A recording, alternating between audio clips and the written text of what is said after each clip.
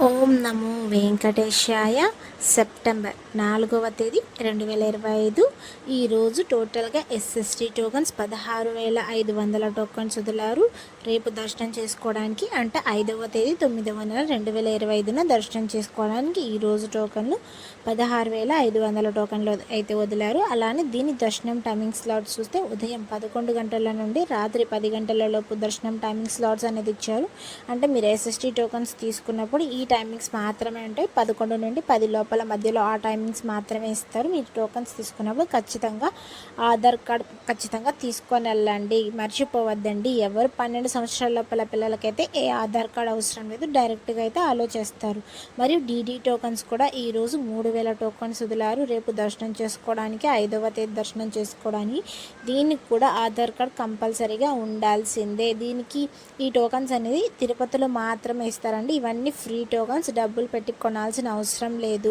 DD token దర్శనం timing slot చూస్తే మధ్యాహ్నం 12 గంటల నుండి సాయంత్రం 6 గంటల లోపు దర్శనం టైమింగ్ స్లాట్స్ అనేది ఇచ్చారు. అలానే ఈ టోకన్స్ అనేది 3 ప్లేసెస్లో మాత్రమే ఇస్తారు. తిరుపతిలో భూదేవి కాంప్లెక్స్, శ్రీనివాసం, విష్ణు నివాసం, ఆ 3 చోట్ల మాత్రమే ఇస్తారండి.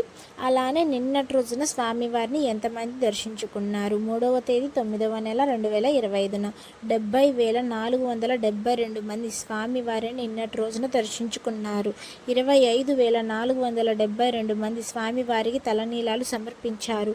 3,85,00,000 రూపాయలు హుండీలో స్వామివారికి భక్తులు కానుకలుగా సమర్పించారు. నేను ఇంతకుముందు టోకన్స్ అనేది 3 ప్లేసెస్లో ఇచ్చారని చెప్పాను కదా.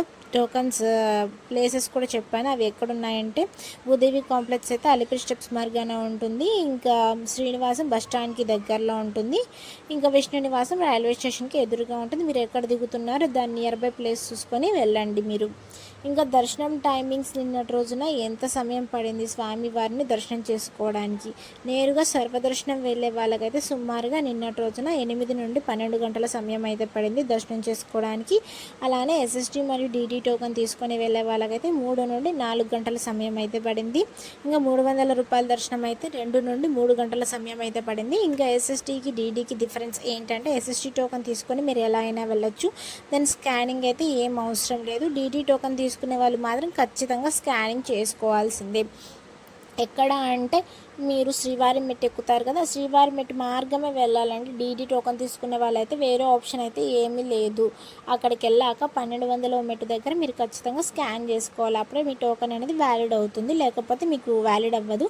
ఇంకా డీడీ టోకన్స్ అయితే తిరుపతిలో భూదేవి కాంప్లెక్స్లో మాత్రమే ఇస్తారు. మీకు ఎక్కడున్నది అనేది కూడా ఈ వీడియో స్టార్టింగ్లోనే చెప్పాను, మీరు చూసుకొని వెళ్ళండి. ఇంకా ఎస్ఎస్టీ అయితే శ్రీవారి మెట్టు మార్గం కూడా వెళ్ళొచ్చు. ఎక్కేవాళ్ళనుకుంటే అలిపిరి మెట్టు మార్గం కూడా వెళ్ళొచ్చు. డీడీ టోకన్ తీసుకున్న వాళ్ళు మాత్రం శ్రీవారి మెట్టు మార్గమే వెళ్ళాలండి, గుర్తుపెట్టుకోండి. ఇంకా 300 రూపాయల దర్శనం కేవలం ఆన్లైన్లో మాత్రమే బుక్ చేసుకోవడానికి అయితే అవకాశం ఉంది.